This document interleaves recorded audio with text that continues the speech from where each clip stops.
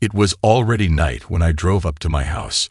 My attention was attracted by a police car parked in the driveway next to my house and my wife's car. I was scared at first, because what could have happened if I was away from home for only 3 hours? I decided to find out what was the matter. I'm Michael Johansson, but you can call me Mike. I tied the knot with Linda Thompson half a year after leaving the Navy. Leveraging my experience from the Navy's engine rooms, I landed a job servicing tugboats on the Mississippi River. A decade down the line, we're proud parents of 2 boys, still residing in a modest rented house. Linda, despite the challenges, finds fulfillment teaching 8th grade, a profession I wouldn't wish on my worst enemy. Yet, Linda's passion for it shines through. During the summer, she enrolled in a public school art class at the university to maintain her teaching credentials. The university, located in Jackson, is a 40-mile commute from our place. Linda didn't mind the 50-minute commute each way, as it was only for a 6-week duration. Her class convened on Tuesdays and Thursdays before lunch, followed by a 2-hour lab session at 2 o'clock. One day, while enjoying her sandwich in the student union, Linda was approached by a policeman. "Linda Thompson, right?" "Yes, but it's Johansson now." "Oh, okay. I remember you from high school. That was what? About 15 years ago.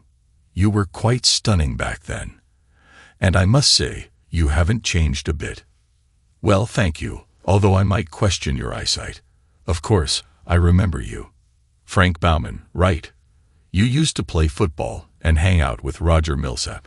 Mind if I join you for lunch? Are you a student here too?" "Yes, I am. I'm taking a class during the summer session." "I see you're a policeman in Vicksburg. That's where we live too." And so, the unexpected encounter unfolded. It was Christmas, and as we had done for the past decade of our marriage, we were at Linda's family home in Woodville, Louisiana. Each year, Santa Claus made his visit to Grandma's house for our 2 sons, aged 7 and 2. But he also made a stop at our house, so our boys were eager to return home after the holiday. All the significant gifts, like bicycles, awaited them there. On this particular Christmas day, Linda seemed engrossed in hushed conversations with her sisters, Brenda and Shirley. I couldn't shake the feeling of being scrutinized with odd glances, and they quickly averted their eyes when they caught mine. The disapproving glare from my mother-in-law was nothing new. She had made her lack of fondness for me evident since the day I proposed to her daughter. After dinner, my wife's elder brother, Lenny, suggested we relax on the back porch for a bit. He handed me a beer and said, "We should have a chat. Mike, Linda has been telling her sisters that you've been drinking excessively and physically abusing her. Is that true?" "Lenny, I haven't touched alcohol since my Navy days, and I'd never laid a hand on Linda." And it was true. I never would. Where is she getting these ideas? I'm not sure. I never thought you were capable of such things, but stay vigilant. Something's not right, and I don't understand why she's behaving like this. I recall back in high school, she wanted to break up with Roger Millsap to go to prom with Pat Franklin, the quarterback. To avoid looking bad, she fabricated stories about Roger, claiming he was cheating on her. By the time she was done, no girl would go near Roger. Lenny, I'm at a loss. I don't know where this is coming from or where it's headed. After that, we shifted to football talk, discussing our Super Bowl picks, and finished our beers. The day following Christmas is known as Boxing Day for reasons unknown, and by noon we had bid our farewells, snapped photos with everyone, and had our own pictures taken too, before embarking on our 2-hour journey home. There wasn't much conversation between us. The boys were happily occupied with their new toys in the back seat. I didn't bring up what her brother had mentioned, and she never discussed what she had told her sisters. By late afternoon we arrived home. I unloaded the car, and the boys rushed inside to see what Santa Claus had left for them. Our dinner consisted of turkey sandwiches and other leftovers from our Christmas meal at her mother's house. After a few more hours of play, the boys reluctantly went to bed. It was after the children were asleep that she dropped the bombshell. "Mike, we need to talk. I was seated at the kitchen table, but I suspected there wouldn't be much talking. "I want you to leave. You need to move out tonight." I simply replied, "Okay," and began packing a bag. Perhaps I should have protested more, demanded an explanation, but I felt at a loss. By 9 o'clock, I was out the door. I packed what I could into a couple of duffel bags, taking what I deemed necessary and leaving behind what I could do without. I left without saying goodbye, expressing any sentiments or uttering a word. I couldn't say I felt upset or surprised. There wasn't this sense of emptiness in my chest, or that my life had reached its end. Maybe those feelings would hit me later, but at that moment I was just bewildered. I figured if I gave her some space, she might come around in a day or two. I headed to the Royal Arms Motel off the highway and booked a room for the night. It didn't register much then, but I noticed a city police car slowly patrolling the parking lot behind my truck. After carrying my bags into the room, I surveyed the reality of my situation. 4 walls, a bathroom, a bed, and a cheap TV. I decided to grab some beer and snacks from the convenience store. It was a spur-of-the-moment decision, an impulse. I hadn't planned on driving by the house. In my mind, I had left and had no intention of turning back. Yet there I was in my truck, cruising around and admiring Christmas lights until I found myself in front of our house, now hers. That's when I noticed the police car parked in the driveway. My immediate concern was whether something was wrong, and if Linda and the kids were safe. When I got out of my truck and went to the garage door, I suddenly noticed that the lights were off in the house.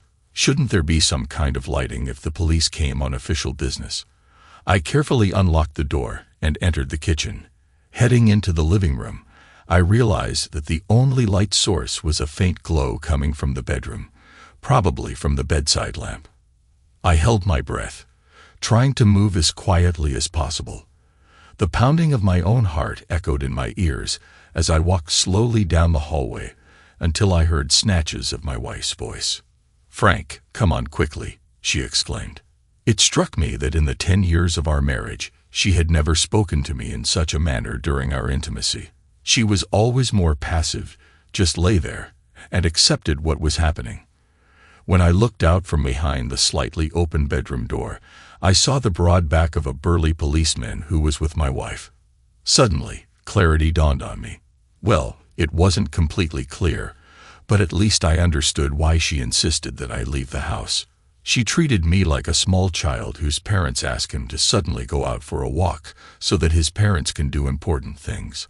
I realized that I was her last Roger Millsap. She made up lies about me just to trade me for her new lover. I was no longer indifferent. Slowly moving away from the door, I returned to the kitchen, overcome by emotions I had not experienced before, primarily anger. The light from the lantern in the courtyard penetrated through the kitchen windows, illuminating the room as if I had turned on the overhead light. I noticed a police uniform shirt hanging on a kitchen chair and a gun belt. The badge on the shirt had Frank Bauman's name written on it. Looking into the living room, I noticed a pair of shoes and his trousers by the sofa. There were 2 bottles of Budweiser on the coffee table.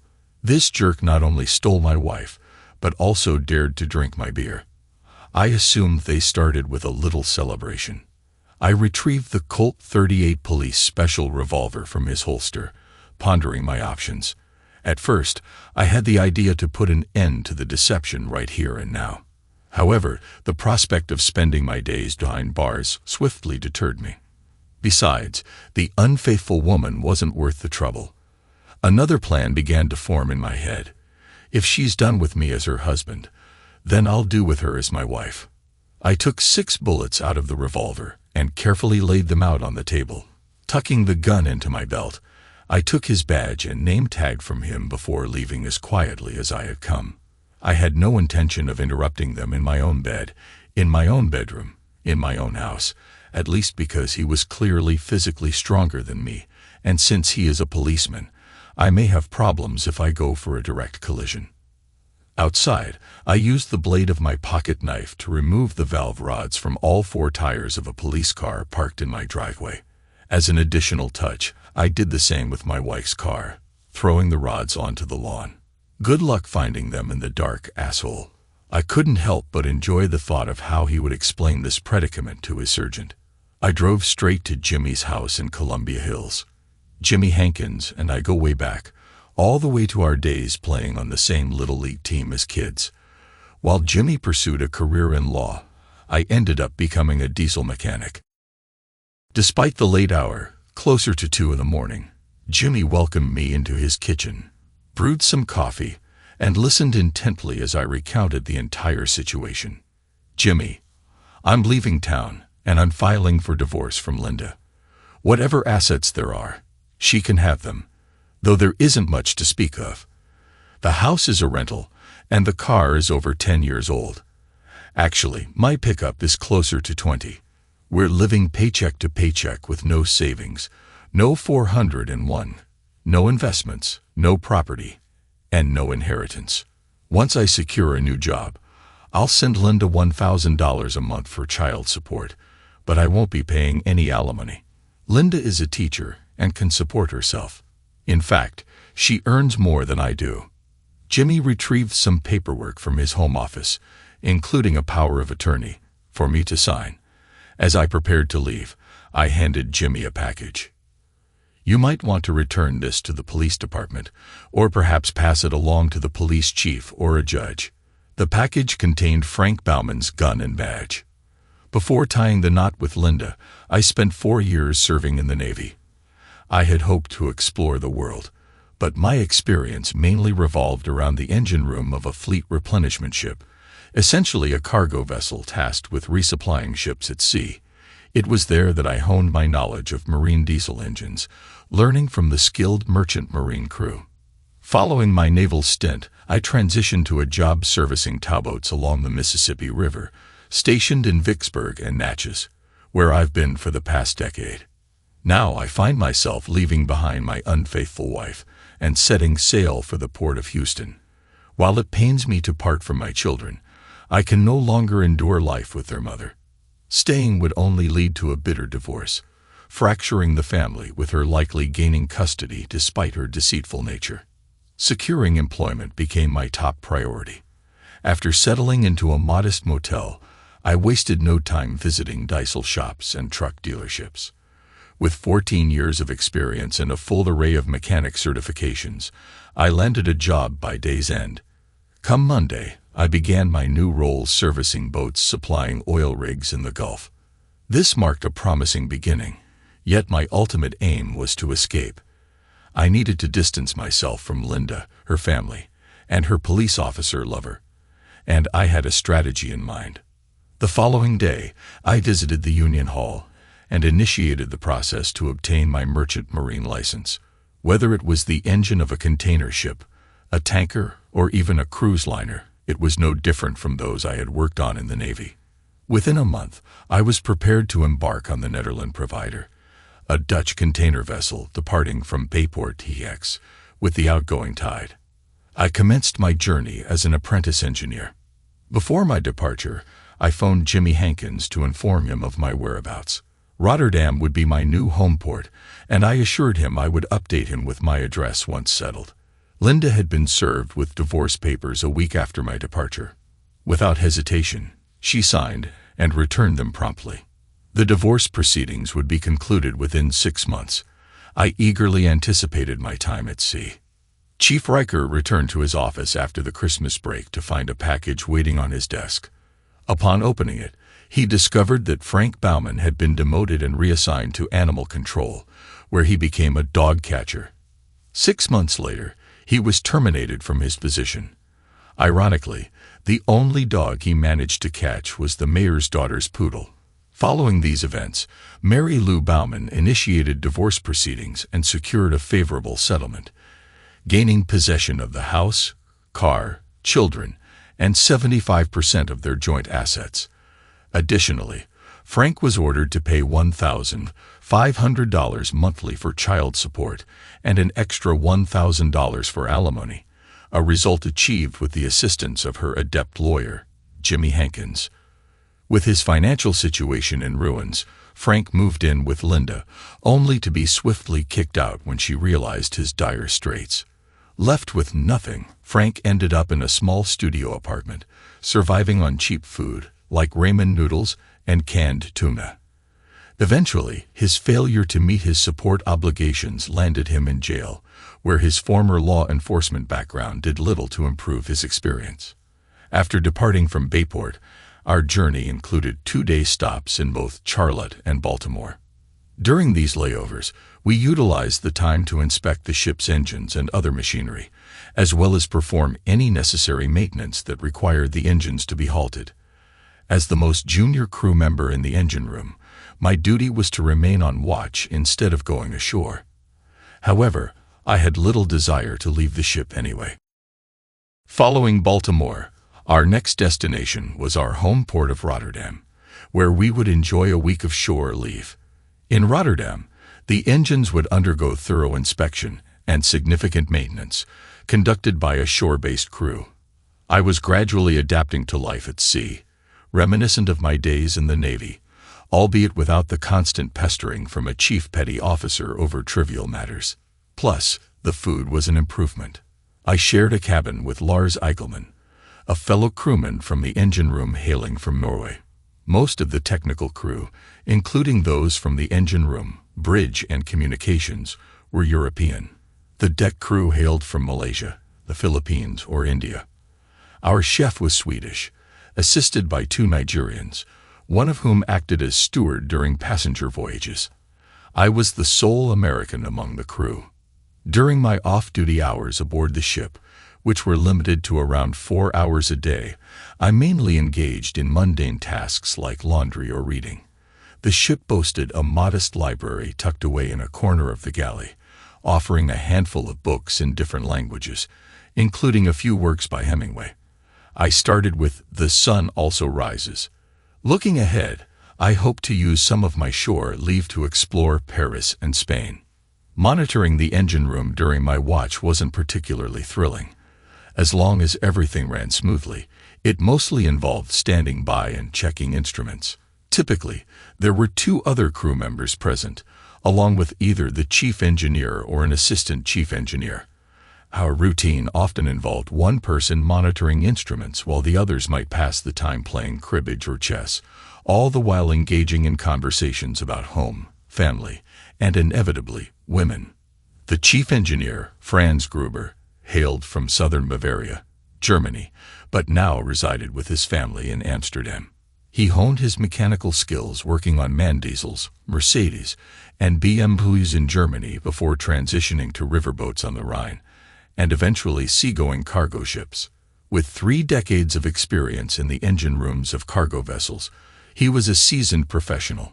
Upon our arrival in Rotterdam, it took 12 hours for the containers to be unloaded before the ship was relocated from the terminal to the company docks. We stayed there for a week for a thorough engineering inspection before returning to the terminal to load outgoing containers. As I was about to leave the ship, the chief approached me. "Come, my young friend. You will come home with me. My good wife Gretel will have prepared a feast for us. You will sleep in a large bed tonight and meet my family. Tomorrow we will show you around Amsterdam," he said in his thick German accent. With our sea bags in tow, we headed to the train station, the Hauptbahnhof. From there, we took a train to Amsterdam, and then another trolley to Chief Gruber's house. It was a charming 2-story gray stucco home with a red tile roof, nestled in a modest neighborhood of similar residences. Parked in the driveway was a gray Peugeot 301 sit-in. We entered through the gate and crossed the meticulously maintained front yard, adorned with gravel, a few flower beds, and shrubs in line with the typical European style, lacking grass. I remarked on how lovely the house and garden appeared. "Mark and Evan, my sons, are responsible for maintaining the house while I'm away. It seems they have been diligent with their duties," he commented. For a brief moment, thoughts of my own sons crossed my mind. As we approached the front door, it swung open, revealing Frau Gruber, who warmly welcomed us. She appeared to be around 60 with graying blonde hair neatly braided. Her figure could be described as full and attractive, reminiscent of Rubens' paintings. She wore a modest, knee-length dress, typical of a Dutch housewife, along with knee-length cotton socks and slippers. Upon seeing her husband, she embraced him with the fervor of someone who hadn't seen their partner for weeks at sea. After catching his breath, the chief introduced me to his wife. As I extended my hand for a handshake, she pulled me into a hearty hug, pressing her ample bosom between us. I tried to mask my surprise.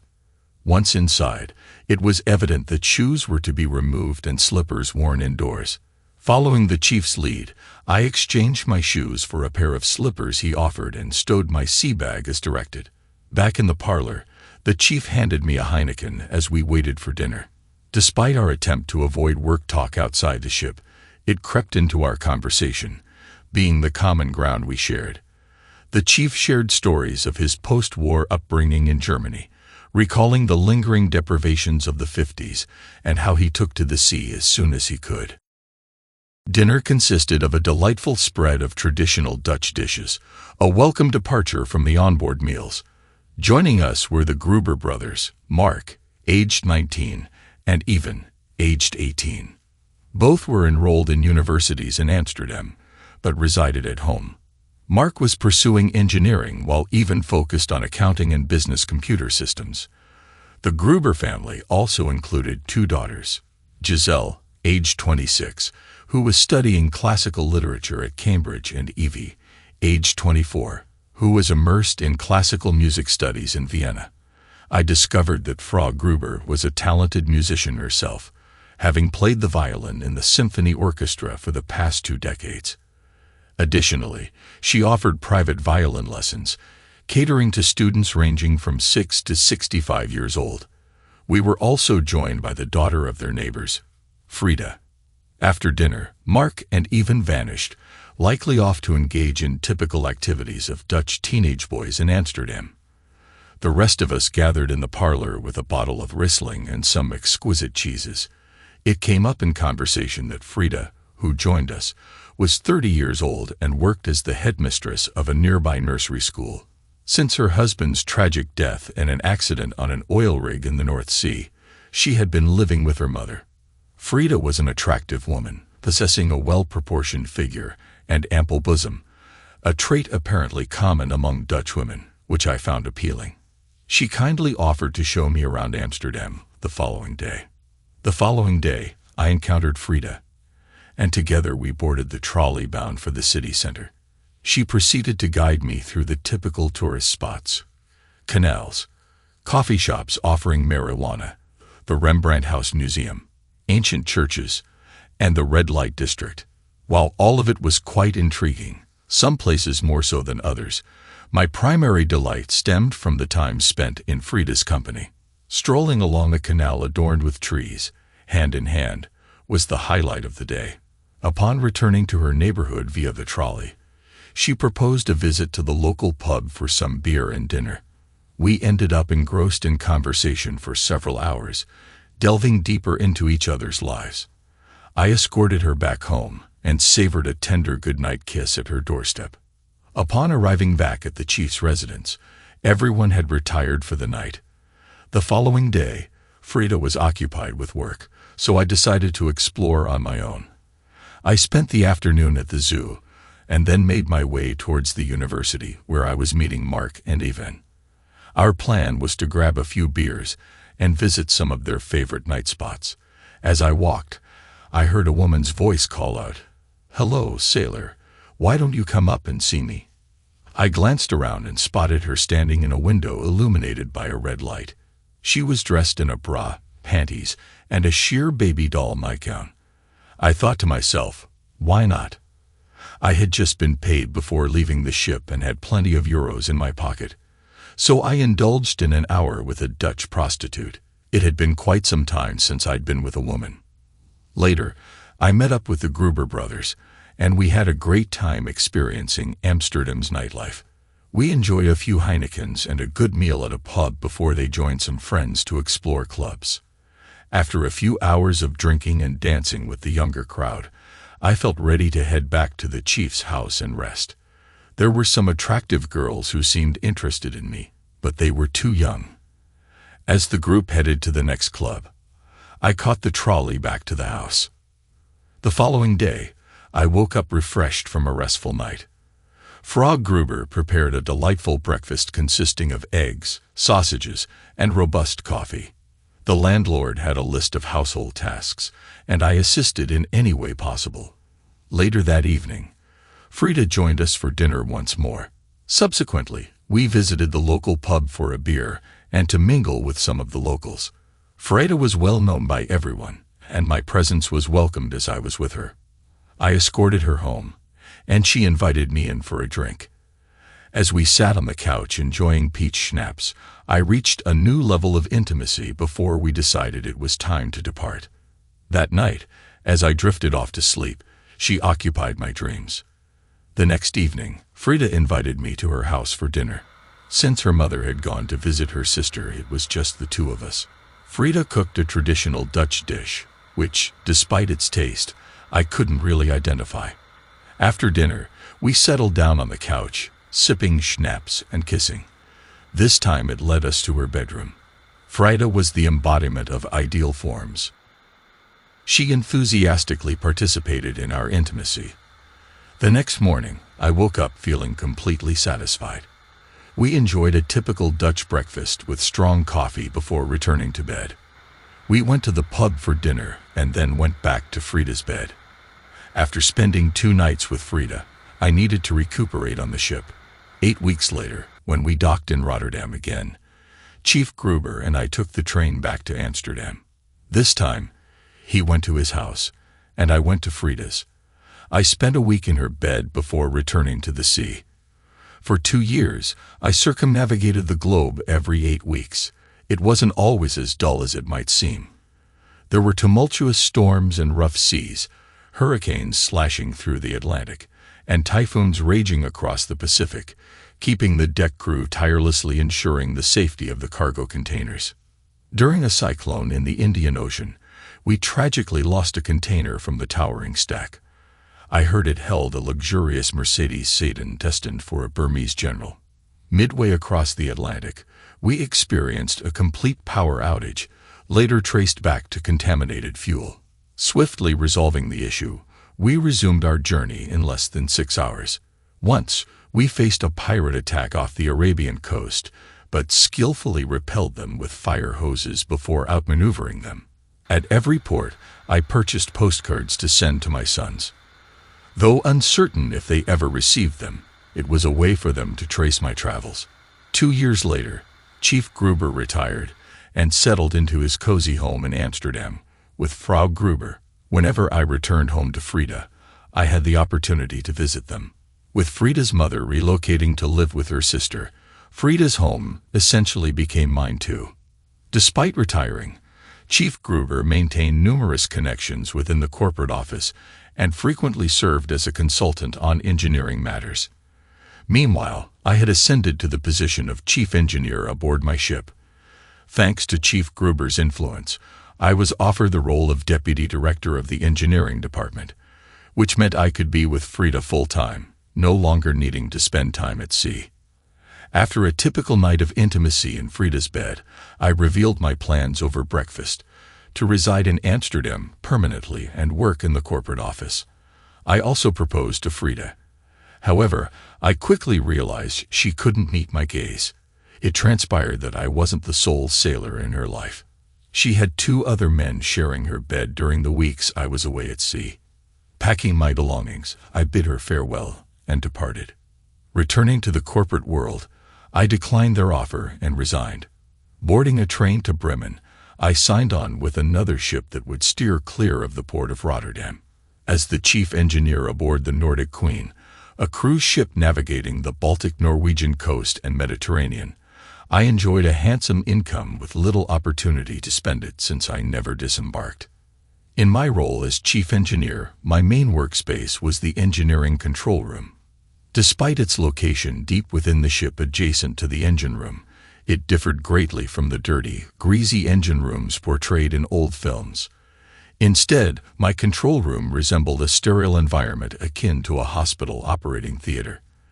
Additionally, my duties weren't confined to the lower decks. As an officer, I was required to don my white uniform for formal events and greet passengers alongside the captain and other officers. While it might seem that I lacked female companionship after leaving Frida, rules against crew-passenger fraternization didn't entirely restrict opportunities.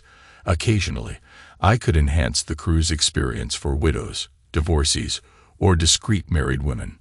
Moreover, there were always female crew members open to casual encounters. One such crew member was Eva Christensen, a dancer in the entertainment troupe. With her Scandinavian allure featuring long blonde hair and blue eyes, she hailed from Denmark and had been a fixture on cruise ships for 3 years. After performing 2 nightly shows, the dancers would sleep until noon, then convene for lunch in the crew galley before spending the afternoon in rehearsals. During lunch in the crew galley, I caught sight of her. Clad in a pink leotard, tights, and knee-high leg warmers, she had her hair tied up in a bun. Our gazes locked, and I was instantly captivated.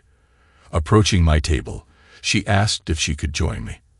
I probably muttered something incomprehensible, but she seated herself nonetheless. After her second performance, she freshened up and changed attire. Past midnight, I awaited her arrival, offering to take her for a drink. She expressed a strong desire for food, having not eaten since lunch. We headed to the crew lounge, where she indulged in a hearty meal. For the remainder of the cruise, we became inseparable. Although she shared a cabin with another female crew member, I, being an officer, had a cabin to myself. Eva ended up spending more time in my cabin than her own. When her contract concluded, I persuaded the captain to hire Eva as a ship hostess. After 5 years aboard the Nordic Queen, I was offered the position of Director of Engineering Services at the Port of Miami for Queen Cruise Lines. At that time, QCL had just unveiled their latest vessel, the Caribbean Queen, slated for permanent deployment in Miami. Throughout the peak season, it would be accompanied by the Alaskan Queen and the Nordic Queen. Upon departing the ship, Eva accompanied me. We exchanged vows in a quaint Lutheran church situated in Eva's hometown. The entire community, primarily comprised of Eva's family, attended the ceremony. Her relatives, akin to a Viking raiding party, donned suits and ties instead of battle gear. Prior to meeting her mother, I harbored expectations of encountering a Wagnerian warrior queen, adorned in an armored breastplate and horned Viking helmet. To my delight, I discovered a more mature version of Eva. My preconceptions may have been influenced by memories of my ex-wife's mother, who I whimsically dubbed the Dragon Queen. Eva and I spent our honeymoon in the Bahamas for 2 weeks en route to Miami. 9 months later, our daughter came into the world. In my new role, I'm tasked with liaising with captains and chief engineers of our company's cruise ships docking in Miami for replenishment. Each ship sends me an engineering list a day prior to docking, and I ensure they have the necessary parts and service technicians for repairs and maintenance before their departure. Sometimes ships have just a 12-hour turnaround time before they set sail again, and in such cases, repair crews may still be on board during departure. I have a charter jet on standby for flying the repair crew back from the ship's next port if needed. Additionally, I occasionally fly out parts and repair teams to ports to meet ships for urgent repairs. During peak seasons, apart from managing the 3 QCL ships in the Caribbean departing from Miami, we also support other cruise ships in Miami and Fort Lauderdale through contracts. I've even dispatched repair crews for emergency repairs on Carnival or Norwegian Cruise Line ships when required. It's a mutually beneficial arrangement. We assist them, and they assist us. It's been more than 12 years since I left Linda and my sons in Vicksburg. I've stayed updated on their lives through Jimmy, my lawyer, ensuring they receive monthly child support payments. Bobby is nearing 20 and attends Ole Miss as a pre-med major. Georgie, nearly 15, has a passion for computers and robotics, aspiring to be an engineer. Upon relocating to Miami, I shared my phone number with Bobby through Jimmy, inviting him to reach out. After a few phone conversations, I suggested visiting Bobby at Ole Miss, which led to reconnecting with George as well. Our bond began to strengthen. For homecoming weekend, I traveled to Oxford. George informed his mother he'd spend the weekend with Bobby, omitting my presence. Seeing my sons for the first time since Christmas 12 years prior was emotional. They revealed they cherished the postcards I sent them from my travels around the world. My sons informed me that Linda dated some people after our divorce, and eventually she married Ralph Oglesby, who was the high school football coach. However, my boys didn't approve of him. He was quite strict with them. Linda ended up divorcing him after 5 years upon discovering he was having an affair with the girls' basketball coach. Now Linda is the middle school principal. I offered to cover their expenses if they wanted to visit me in Miami. They eagerly accepted the opportunity to come to South Florida for spring break. My condo is located a few blocks away from the beach in South Beach, where college girls in bikinis will be abundant. As I eagerly awaited my son's arrival, the doorbell rang. To my surprise, when I opened the door, I found myself face to face with my ex-wife, Linda. Behind her stood George and Bobby, looking somewhat embarrassed. It was clear that this reunion wasn't their idea. After 12 years of silence, I addressed my ex-wife, who had cheated on me. "Hello, Linda. This is quite an unexpected visit. Please come inside. Allow me to introduce you to my wife, Eva, and our daughter, Anna." Not bad for someone who had no clue. Thanks to everyone who took the time to listen to today's stories. If you enjoyed it, please consider liking and subscribing if you haven't already. Feel free to share your thoughts on the events in the comments below.